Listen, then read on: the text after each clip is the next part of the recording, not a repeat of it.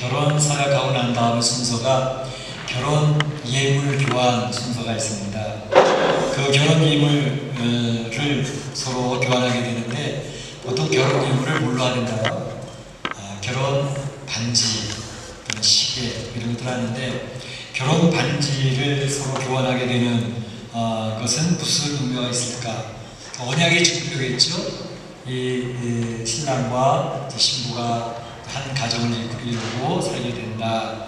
그런 언약의 증표로서 서로 반지를 교환하게 됩니다. 그런데 왜 그 결혼 예물을 반지로 할까? 반지에 주어진 의미가 있지 않겠습니까? 그 반지는 동그래가지고 끝이 없습니다. 그래서 반지를 나눠 가짐으로써 이제 이 가정의 부부는 끝이 없는 영원히 함께하는 이제 패밀리가 되겠다라고 하는 것을 의미를 부여하게 되겠죠. 오늘 본문의 말씀 보게 되면 언약이라고 하는 단어가 나옵니다. 영원한 언약. 그래서 이 언약이라고 하는 단어를 이제 집중해서 한번 살펴보기를 원하는데요. 오늘 본문 5절에 보게 되면 하나님이 나와 더불어 영원한 언약을 세우사 이렇게 이야기하고 있습니다.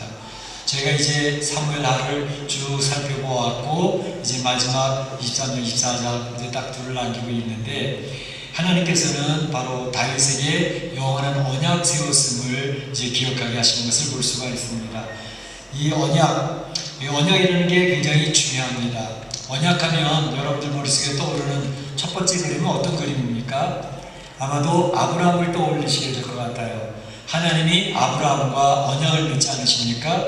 창세기 15장 10절에 보게 되면 여호와께서 아브라함과 더불어 언약을 세워 이르시되 이렇게 이야기하고 있습니다. 그래서 하나님께서 아브라함과 언약을 맺어서 그 관계를 설정하신 것을 볼 수가 있습니다.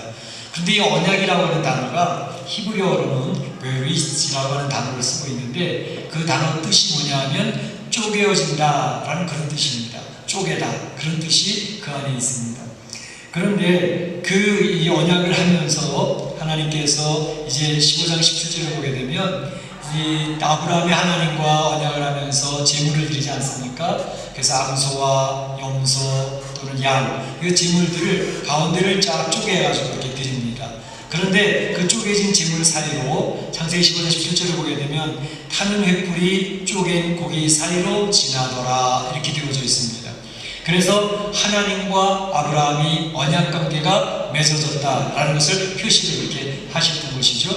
그런데 왜 이 언약이라는 단어가 쪼갠다라는, 쪼개어진다라는 이런 단어로 되어져 있을까? 그것은 언약의 당사자가 약속을 했는데 그 약속을 당사자 중에 어느 누구라도 어기게 되어지면 바로 이 짐승이 쪼개어진 것처럼 쪼개어져 죽임을 당한다라고 하는 그런 의미가 있습니다. 그래서 언약을 맺었을 때의 그 언약은 반드시 이루어져야만 되는 그런 필연성을 이야기한다고 말할 수가 있는 것이죠. 그래서 오늘 하나님께서는 다윗과도 언약을 하신다라고 이야기를 하는데 오늘 하나님이 다윗과 맺었던 언약은 어떤 언약인지 그것을 한번 살펴보면서 이 아침에 하나님 우리에게 주시는 그 말씀의 메시지를 듣고자 하는 것입니다. 먼저 생각해 볼 것은 다윗과 맺었던 그 언약은 어떤 언약일까라고 하는 것이죠. 오늘 23장을 시작을 하면서 다윗이 이야기하기를 이는 다윗의 마지막 말이라 라고 하면서 이야기를 시작을 합니다. 이 내용은 바로 다윗이 이제 자신의 통치 기간을 마치고 솔로몬에게 왕권을 물려주는 그 어간에 솔로몬에게 자기가 이제 어떻게 통치해왔는지 하는 그런 내용을 설명하는 동시에 그 다윗의 통치의 가장 중요했던 철학은 하나님을 중심으로 한 그런 통치였다라는 것을 이야기해주는 하나님을 신뢰하며 이 나라를 통치했다 하는 것을 이야기하면서 이 내용을 이야기하고 있는 것이죠. 5절을 보게 되면 하나님이 나와 더불어 영원한 언약을 세우사 경고케 하셨으니 나의 모든 구원과 나의 모든 소원을 어찌 이루지 아니하시랴 다윗이 하는 말입니다. 솔로몬 아들아 하나님께서 나와 언약을 맺으셔서 그 언약은 반드시 이루어질 거다 라고 이야기를 하는 거죠. 하나님이 다윗과 도대체 어떤 언약을 하셨길래 솔로몬에게 이렇게 중요한 내용을 설명하고 있을까? 사무엘하 7장에 보게 되면 그런 내용이 나오고 있습니다. 이제 우리가 사무엘하 7장도 이미 살펴봤기 때문에 성도들이 좀 기억나시는 부분이 있을 것입니다. 다윗은 하나님 앞에 이 나라를 통치해 나갈 때에 하나님 중심의 통치하기를 원했습니다. 하나님이 기뻐하시는 왕국을 세우기를 원했던 것이죠. 그런 가운데 다윗의 늘 마음에 품었던 것이 하나님의 성전을 짓고 싶다 였습니다. 하나님의 성전이 이제 아직 없다. 성막에 있던 번제단도 여기저기 흩어져 있고 법궤도 다른 데 가 있고 하니 이제 예루살렘에 하나님의 성전을 짓고 싶습니다 라고 나단 선지자에게 이야기를 하는 것이죠. 나단 선지자는 뭐 조금 더 망설임이 없이 왕이시오, 하나님이 기뻐하시는 일입니다. 하나님이 당신과 지금 함께 계시니 무릇 당신이 원하는 바를 행하소서, 이렇게 이야기를 하는 거죠. 나단 선지자는 너무나도 이것은 당연한 일이다, 하나님 기뻐하시리라 생각을 하고 그렇게 고민을 했던 것이죠. 그런데 이게 웬일, 나단 선지자가 하나님 앞에 와서 기도하고 묵상하는 중에 하나님이 응답을 하시는데, 건축은 무슨 건축? 그러면서 하나님이 허락을 안 하시는 거예요. 내가 성막에 임재하고 있을 때에도 그 백성들에게 왜 내 성막을 이렇게 초라하게 지었냐, 성전을 크게 지어라 라고 요구한 적이 있더냐? 그렇지 않았지. 물론이다. 바로 하나님께서는 너희들에게 성전 건축하는 것을 원하신 적이 없다. 그렇게 이야기하면서 다윗이 성전 건축하는 것을 노하셨습니다. 그런데 그럼에도 불구하고 하나님은 다윗이 하나님을 향한 그런 사랑의 고백과 그 열망을 굉장히 기뻐하셨습니다. 나단 선지자를 통해서 이야기하시는 것이, 다윗이 성전을 건축하지는 못하겠지만 그 다윗을 내가 축복하기를 원한다. 내가 너 다윗을 내 백성의 주권자로 삼겠어. 그리고 네 이름을 아주 존귀케 만들어 줄 것이다. 내가 네 몸에서 날 대시로 네 뒤에 세워서 그 나를 경복케 할 것이다. 그는 내 이름을 위하여 집을 성전을 건축할 것이요 나는 그의 나라 왕위를 영원히 경복케 하리라. 무슨 내용이죠? 바로 다윗이 성전 건축하지는 못하지만 다윗이 낳는 아들을 통해서 성전을 건축하겠다. 그때 성전을 건축하는 다윗의 아들 이름은 뭐죠? 솔로몬이죠. 그래서 솔로몬 성전, 그 웅대하고 장엄한 솔로몬 성전이 건축하게 되는 것 아니겠습니까? 그런데 여기서 우리는 그래, 하나님께서 얘기한 것이 솔로몬이었구나 하는 내용을 이미 여러분들이 잘 알고 계시는 내용입니다. 그런데 한 가지 주목할 사실은, 성전은 내가 내 몸에서 날 씨로 말며 성전을 건축할 것인데 그 왕권, 그 왕위를 영원히 경복케 하리라 말씀하셨지만, 여러분 잘 아시는 것처럼 솔로몬의 왕권이 계속됐습니까? 아니요. 오히려 솔로몬의 후반부의 삶의 모습은 하나님의 기대했던 것과는 동떨어진 그런 모습이지 않았습니까? 많은 우상들이 들어왔고 하나님에 맞추는 그러한 삶을 살지 못했습니다. 그렇기 때문에 여기에서 그러면 하나님이 다윗과 맺었던 이 언약이 하나님이 틀린 언약인가? 그런 생각할 수 있지만, 바로 이 언약 속에는 이제 육신의 자녀인 솔로몬만을 이야기하는 것이 아니라 더 거기에 숨겨진 큰 뜻이 있구나 하는 것을 알 수가 있는 것입니다. 곧 그 몸에서, 내 몸에서 날 씨가 성전을 건축할 것이다 할 때 가까운 계시로는 물론 솔로몬의 성전을 건축합니다. 그러나 솔로몬 건축만을 이야기하는 게 아니라 이중적인 함의가 들어있는 것입니다. 다시 말하면 솔로몬의 왕권이 영원하지 못했던 것을 우리는 이미 알고 있듯이, 이제 이 하나님이 다윗에게 이야기했던 바로 성전을 건축하는 것과 그 다윗의 왕권이 이제 견고하게 세워져서 영원할 것이라고 했던 영원한 언약이 되어질 수 있었던 것은 바로 단순히 솔로몬을 의미하는 것이 아니라는 것을 알 수 있습니다. 다시 말하면 우리가 성경 전체를 통해서 알고 있는 것처럼 다윗의 후손인 메시아가 오실 것이고, 그 메시아 되신 예수 그리스도께서 하나님의 나라, 하나님의 성전을 건축하게 될 것이고, 그 예수님이 세우신 하나님의 나라, 그 하나님의 성전은 영원토록 견고할 것이다 라는 것을 이야기하는 중요한 내용이 바로 다윗과의 맺은 언약 속에 영원한 언약으로 들어가 있다는 사실을 이제 우리가 깨달을 필요가 있다라고 하는 것입니다. 그래서 하나님께서는 그 이스라엘 백성들에게 종종 이 사실을 주지시키고 있는 것을 볼 수가 있습니다. 특별히 하나님의 백성들이 어려움을 당하고 있을 때, 굉장히 신나하고 좌절하고 자포자기하고 있을 때 하나님은 이 다윗과의 맺었던 영원한 언약을 상기시켜서 알려주고 있는 것을 볼 수가 있습니다.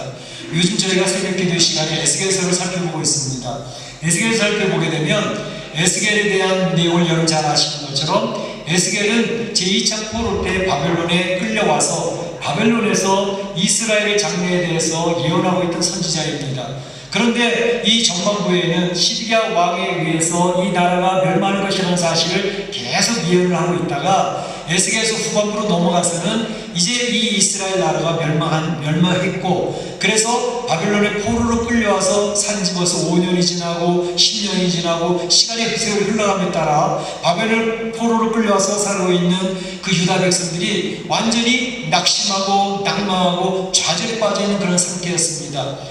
바벨론의 포로로 끌려왔어도 하나님이 지켜주셔서 한 1년, 2년 뒤에는 다시 돌아갈 것으로 그들이 기대했지만 전혀 그렇지 않았죠. 70년을 다 채우고 나서야 돌아오지 않았습니까? 그러니까 그들이 세월이 흘러감에 따라서 이제는 낙심이 이제는 자포자기로 바뀌어져서 모든 소망을 내려놓고 그냥 식민지 노예 생활을 하고 있었던 그런 상황입니다.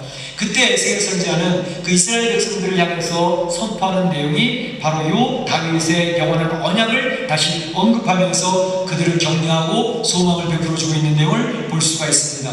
에스겔서 37장 25절 26절을 보게 되면 하나님께서 에스겔을 통해서 이렇게 다윗의 언약을 상기시키고 있습니다. 내 종 다윗이 영원히 그들의 왕이 되리라. 내가 화평의 언약을 세워서 영원한 언약이 되게 하고 내 성소를 그 가운데 세워서 영원히 이르게 하나니. 에스겔 선지자를 통해서 이야기를 하는 거죠. 이스라엘 땅 예루살렘은 솔몬 성전이 이미 무너진 상태입니다. 성전이 없습니다. 그런데 그 백성들은 바벨론의 포로로 와서 지금 노예 생활을 하고 있는데 바로 그때 그들에게 상기시켜준 것은 다윗의 영원한 언약이었습니다. 다윗의 영원한 언약을 통해서 너희들을 다시 회복시켜 주실 것이다. 화평의 언약을 통해서 너희들이 회복되게 할 것이다. 무너졌던 솔로몬의 성전 예루살렘에는 이제 성전이 다시 세워질 것이고 그 성전은 영원히 경고하게 될 것이다 라고 하는 이야기를 하고 계시는 것입니다. 하나님께서는 지금도 여전히 주의 백성들에게 그 하나님 나라에 세우실 예수 그리스도로 말미암아 세워질 하나님의 나라 다윗의 왕국, 하나님이 통치하시는 나라에 대해서 소망을 갖도록 이야기하고 계시는 것입니다. 우리가 멕시코 이민의 삶을 살면서 성도들이 참으로 어려운 일을 만날 때가 있습니다. 신앙생활 안에서도 자포자기하게 될 때도 있습니다. 모든 것이 꽉 막혀버리고 소망을 잃어버리고 내가 이 인생을 어떻게 살아야 되나, 나의 신앙은 도대체 어떻게 될 것인가, 그러한 큰 실망 가운데 빠져 있을 때에 하나님께서는 또다시 우리에게 다윗의 언약을 통해서 하나님 나라를 기억하도록 이야기하시고 그리고 우리를 위로하시고 격려하시는 하나님으로 여러분들에게 함께 하시는 줄로 믿습니다. 그 하나님이 여러분들을 위로하시고 이 멕시코인의 삶에서 소망 주시기를 주의 이름으로 축원합니다. 우리가 생각할 것은 이 영원한 나라, 영원한 하나님의 나라를 예표하는 다윗 왕국, 그 다윗 왕국이 어떻게 세워졌는가? 우리는 사실 사무엘하를 쭉 살펴보면서 다윗의 왕국이 어떻게 세워져 왔는가를 지금 쭉 살펴보고 있었습니다. 다윗의 왕국의 특징이라고 하면 하나님이 통치하시는 나라를 세우고 싶어 했던 것이 다윗의 열망이었습니다. 공의로 다스리는 나라, 하나님을 경외함으로 다스려지는 하나님의 나라, 그 나라를 열망하면서 다윗은 하나님 앞에 엎드렸고 하나님 주시는 말씀 따라 통치하려고 애를 썼던 것을 볼 수가 있습니다. 그래서 다윗의 왕국이 바로 하나님의 나라를 예표하는 그런 모습이 되어지고 있는 것이죠. 그런데 우리가 이미 사무엘하를 살펴보면서 알았던 것처럼 다윗에게는 실수가 많았었습니다. 분별력을 잃어버려서 바로 압살롬의 반란을 일으키게 만들었고 허용하게 만들었고 그 외에도 바세바를 취하는 일이라든지 여러 가지 죄악의 모습들도 있었습니다. 그런데 바로 이러한 때에 다윗은 회개하면서 하나님 앞에 서는 모습을 통해서 연약했던 우리들에게 또한 중요한 교훈을 주셨죠. 연약하고 힘들지만 하나님 앞에 회개하고 주님을 바라보면 우리는 다시 회복될 수 있다라고 하는 귀한 교훈이 사무엘하에서 계속되었던 것을 볼 수가 있습니다. 그럼에도 불구하고 다윗은 하나님을 기쁘시게 하려고 하는 그 마음의 중심을 잃지 않았기 때문에 하나님께서 다윗의 왕국을 바로 하나님의 나라의 예표로 삼으셨던 것을 볼 수가 있습니다. 그리고 다윗의 왕국이 세워질 때에 하나님께서는 다윗 한 사람으로 그 다윗의 왕국을 세우도록 한 것이 아니고 다윗이 하나님 나라를 향해 갈 때에 그 주변에는 이 왕국을 세우는 동역자들이 굉장히 많이 협력했다는 사실을 알 수가 있습니다. 오늘 23장을 읽어보면서 이제 여러분 집에 들어서 보시면 아시겠지만 사람들 이름으로 3분의 2가 채워져 있는 장입니다. 사람들 이름이 꽉 채워져 있어요. 그래서 다 읽지는 않았지만 그 내용을 보게 되면 바로 다윗의 왕국을 세우기 위해서 애를 썼던 사람들, 동역자들, 그 군사들의 이름이 쭉 나오고 있는 것을 볼 수가 있죠. 충성스러운 사람들로 말미암아 다윗의 왕국이 세워졌었다라는 것을 보여주는 내용입니다. 그 다윗의 동역자들, 충성스러운 사람들이 어느 정도 충성스러웠나 하는 것을 한 가지 예를 들어서 오늘 설명해 주는데 저희 같이 나중에 이것도 교독했던 그 내용입니다. 다시 말하면 다윗은 이제 블레셋과의 싸움을 하면서 대치하고 있었는데 그 전쟁하는 중에 다윗이 그 군대 충성스러운 장군들에게 이야기를 합니다. 야, 베들레헴 성문 곁에 있는 우물물은 얼마나 시원하고 얼마나 맛이 좋은지 몰라. 그 물을 한 번씩 먹으면 참 좋겠다. 그런 얘기를 했어요. 아마도 지나가는 말로 이야기를 했겠죠. 그런데 그 말을 들었던 다윗의 바로 옆에 있는 충성스러운 세 장군이 그것을 실천하는 거예요. 오늘 말씀 보게 되면 베들레헴 성문 그 이제 샘물을 길러 갔다 왔다라는 것을 이야기하고 있습니다. 다윗은 그들에게 그 물을 갔다 오는 것을 모르고 있었던 것 같아요. 그러면서 물을 떠가자면 그 당시에 베들레헴 지역은 블레셋이 차지하고 있던 진영이기 때문에 정말로 생명을 걸고 가서 물을 길어와야 되는 거죠. 그런데 바로 다윗의 충성스러운 장군들이 3명이 그것을 가서 물을 길어 왔던 것을 볼 수가 있습니다. 다윗은 그 물을 받아들면서 너무 감격스러워했습니다. 너무 깜짝 놀랐습니다. 아니, 생명을 걸고 이 물을 가지고 왔단 말이냐. 그러면서 이 물은 그냥 물이 아니라 너희들의 피다. 너희들이 피를 내고 어찌 마실 수가 있겠느냐 하면서 여호와의 제단에 그 물을 다 부어서 여호와께 드리는 것을 볼 수가 있습니다. 참 이런 충성스러움을 이야기하는데 성경에 보게 되면 충성스러운 사람들의 이야기들이 많이 나옵니다. 로마서 16장 3절 4절에도 보게 되면 이제 사도 바울이 로마서 서신을 다 기록하고 마무리를 지으면서 그에게 큰 힘이 되었던 사람들의 명단 이름을 쭉 쓰고 있습니다. 그런데 거기서 그런 얘기를 합니다.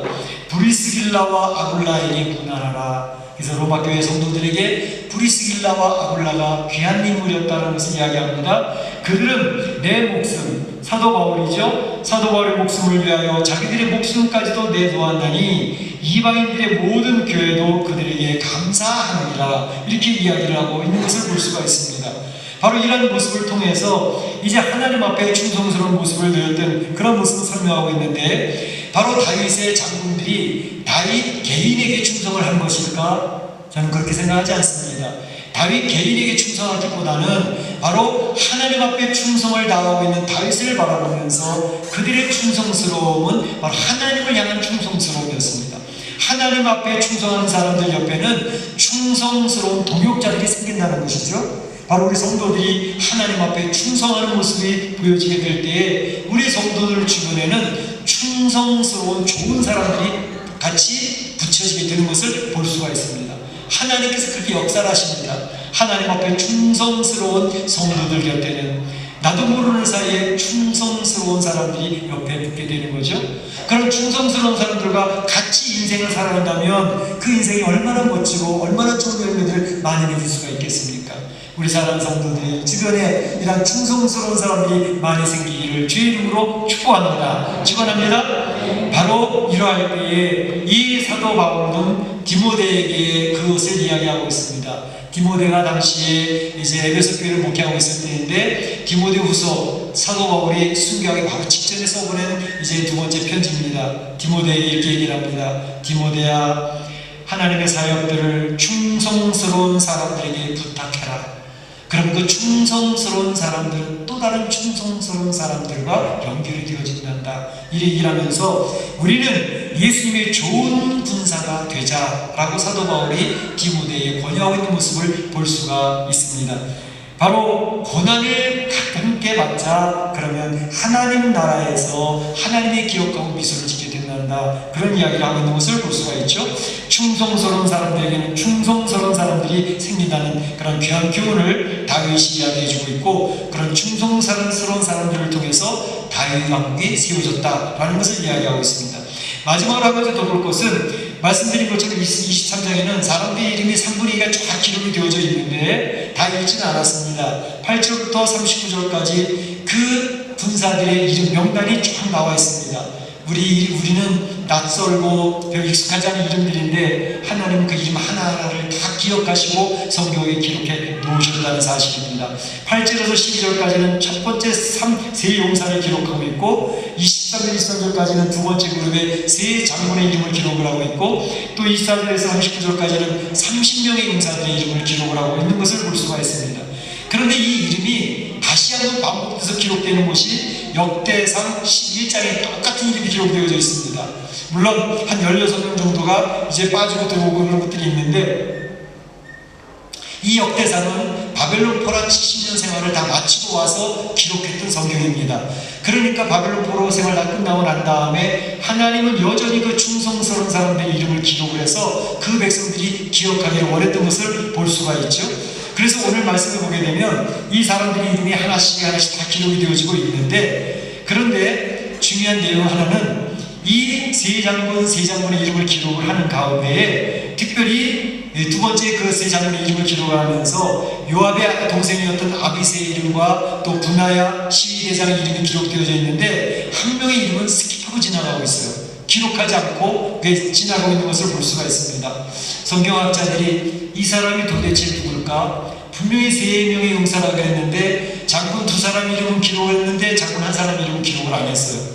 아마도 성경학자들은 그 이름이 요압 장군이 아니었을까, 이렇게 이야기를 합니다. 우리가 사무엘 하를 보면서 쭉 봤던 것처럼 요압 장군은 다윗 왕국을 세우는 개국 공신입니다. 그리고 다윗에게 굉장히 중요했던 역할을 했던 인물입니다.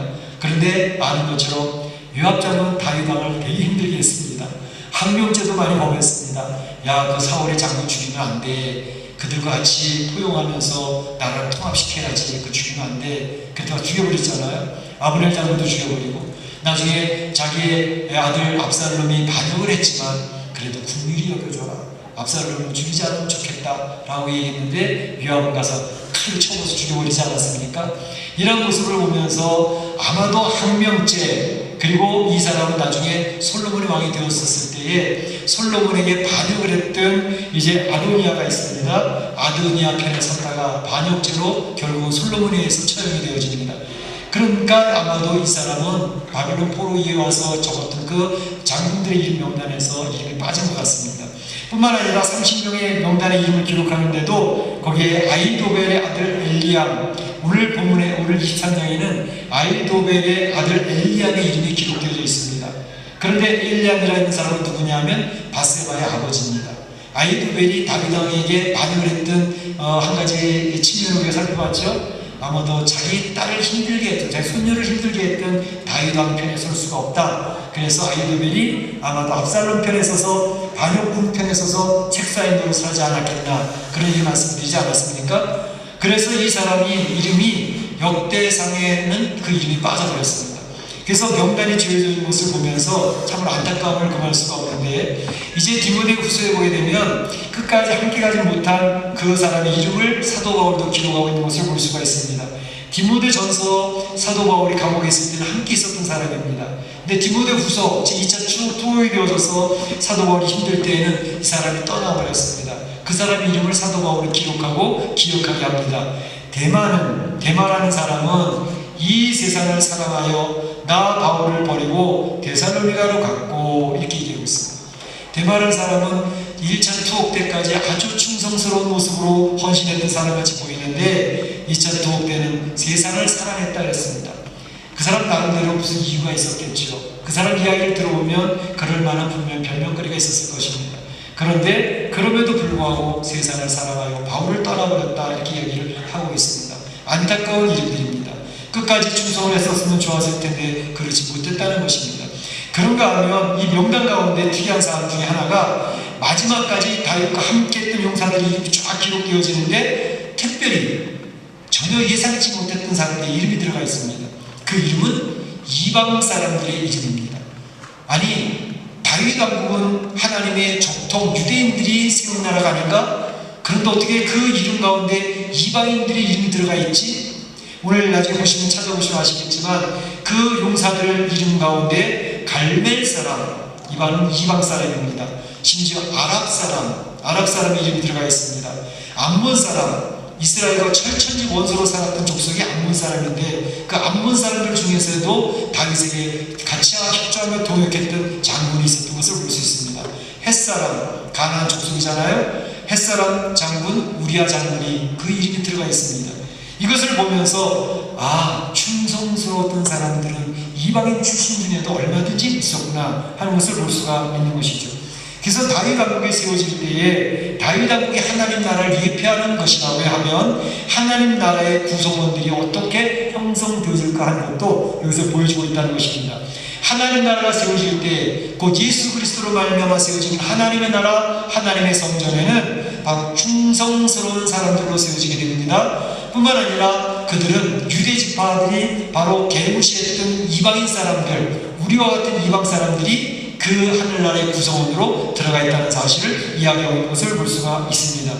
우리 구원받은 성도들은 바로 다윗이 누렸던 예수 그리스도의 하나님 나라의 군대의 용사들입니다. 충성을 다하는 십자가의 정령들입니다. 하나님께서 하나님 나라를 세우실 때에 그와 같이 다윗과 같이 하나님 앞에 쓰임받는 사람뿐만 아니라 하나님 앞에 충성스러운 사람들을 선택해서 붙여주시고 또 이방 사람들을 위해서 선택해서 붙여주셔서 하나님 나라가 세워져 가도록 했다는 사실을 볼 수가 있습니다. 오늘 말씀 보면서 느끼는 것은 다윗의 영원한 언약, 하나님과 다윗과의 언약이 맺어지지 않았습니까? 그런데 다윗이 그 삶을 쭉 살펴보는 것처럼 하나님을 기쁘시게 하는 그런 마음의 중심으로 살긴 살았지만 다윗의 삶의 모습은 얼마나 많은 실패와 실수와 죄악이 있었습니까? 그의 삶은 하나님 앞에서도 역시 가을 진짜처럼 왔다 갔다 실패와 성공 왔다 갔다 하는 그러한 모습이었습니다. 그럼에도 불구하고 하나님은 다윗과 맺은 그 언약을 조금도 변치 아니하고 끝까지 다윗을 붙들어서 하나님이 약속하신 그 언약을 이루어가고 계신 것을 볼 수가 있습니다. 왜? 하나님의 거룩한 이름을 위하여 하나님이 약속하신 것은 결코 지키는 신실하신 하나님의 사실을 보여주기 위해서 다윗을 통해서 하나님 나라를 세워가고 있는 것을 볼 수 있다는 것입니다. 오늘도 역시 마찬가지입니다. 하나님께서는 사랑하는 성도들 하나님을 예배할 예배자로 선택해 주셨습니다. 그래서 하나님 나라를 세워가고 계시는데 우리의 모습은 다윗보다 더 심각하게 가을 진짜의 신앙의 행보를 하고 있을 때가 많습니다. 그럼에도 불구하고 하나님은 우리를 끝까지 붙으셔서 하나님 나라를 세워간다는 사실입니다. 이것이 언약입니다. 우리 사람은 지키지 못해도 하나님은 그 언약을 반드시 지켜내고 이루어내시는 분이라는 사실을 선언하고 있는 것입니다. 우리 사랑하는 성도들이 바로 그 신실하신 하나님을 의지하고 나를 위하여 십자가에 죽으시기까지 그 일을 이루시는 주님을 의지하면서 힘을 내실 수 있기를 바랍니다. 그 주를 의지하시고 이 멕시코 이민의 삶에서 승리하는 성도들이 다 되시기를 주의 이름으로 축원합니다. 네, 마치도록 하겠습니다.